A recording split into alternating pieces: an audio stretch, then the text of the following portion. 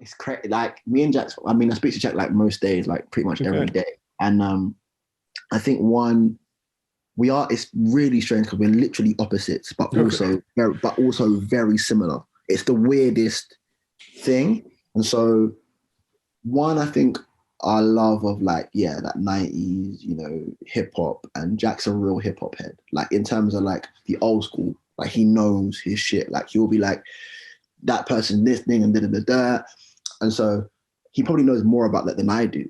You know, but I'm more hip hop or overall. Like I know a lot about hip hop overall.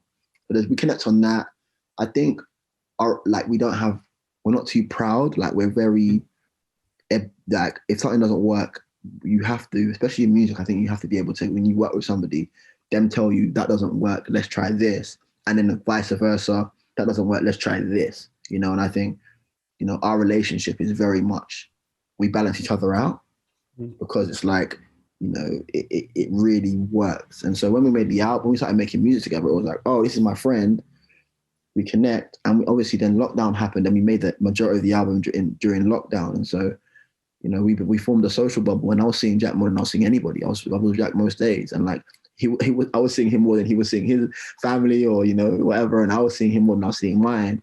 And we just had a lot of conversations and a lot of, you know, difficult conversations and great conversations and laughing and having food together. And I think that's what you hear when you listen to our album. You know, that. Can you share one thing?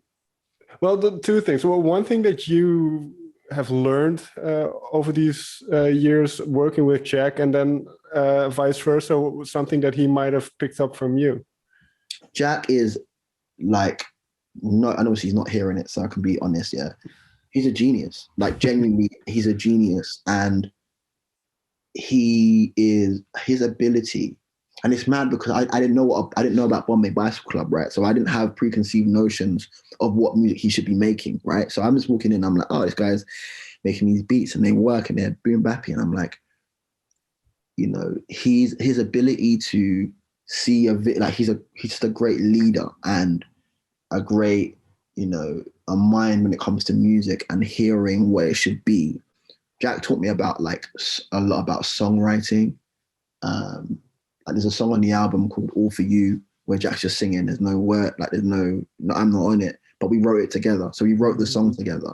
And like me being able to songwrite in that capacity with a, you know, this is not some guy down the road. This is like a very respectable, you know, right, writer. And so I'm getting to sit there and we wrote the song together. And he taught me a lot about space as well. And like how with rappers a lot of the time, we want to cram words in. We want to say all the words possible.